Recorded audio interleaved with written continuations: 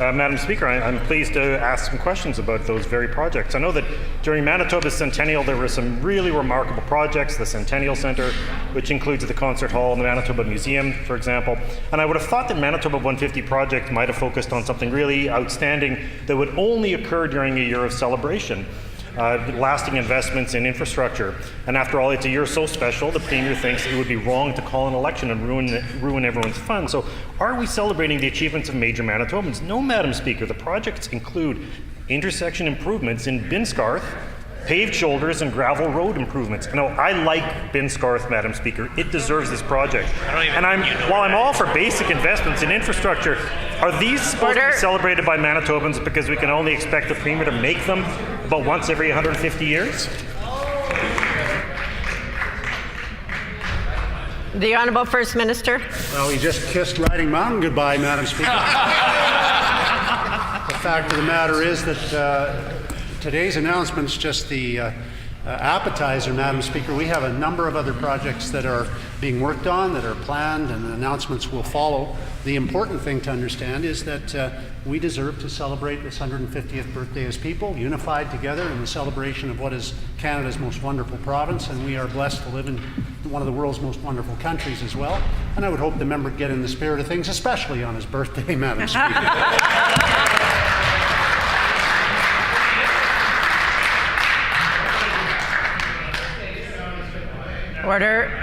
Order.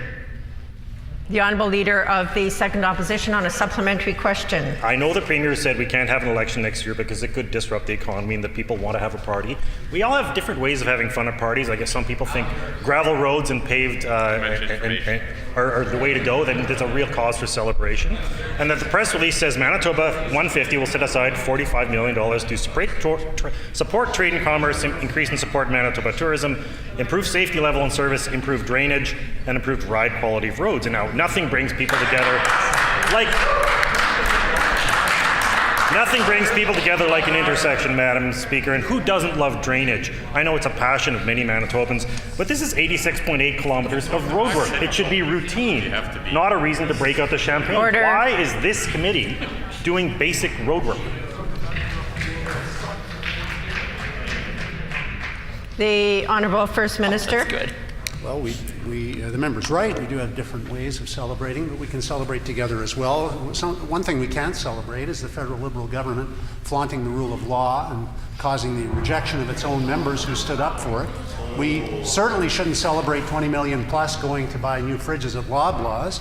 I don't know how we should celebrate several $100 million of little postcards going out to remind Canadians of what a hero Justin Trudeau is for raising a carbon tax. And I'm not sure entirely if the member wants to get it out there either that he supports higher taxes on Manitobans while he supports bigger subsidies for himself and his political party. But Madam Speaker, these are not things that we would want to celebrate. We'll celebrate instead putting more money on the kitchen tables of Manitoba families and helping Manitoba grow even better in the future. Hear, hear.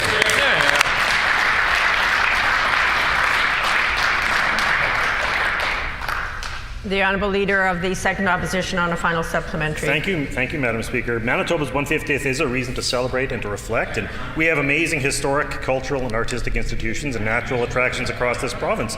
But the infrastructure for those cultural attractions have been left unmaintained, sometimes for decades. At the Concert Hall, the musicians at the Winnipeg Symphony Orchestra can't hear each other because infrastructure needs replacing. The Manitoba Museum is on a major fundraising campaign.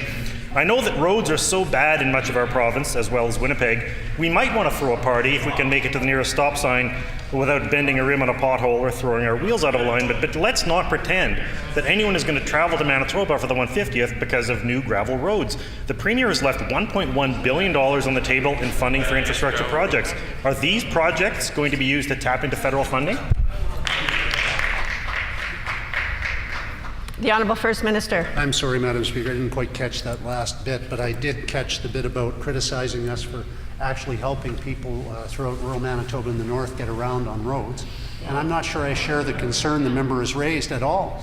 But we are supporting numerous other projects for the betterment of our society: Diversity Gardens, the Aviation Museum, Inuit Art Gallery, Manitoba Heritage Trust, the new Conservation Trust, the envy of all other Canadian provinces, Madam Speaker, and we will continue to celebrate those who we owe so much to in this province: our Indigenous culture, our Métis culture, our veterans who've worked so hard to give us the rights we enjoy and should never take for granted, and frankly, the solid sense of community and volunteerism that exists in this province that is, above all else, Madam Speaker, indicative of the quality of people who live in this beautiful province. Hear, hear.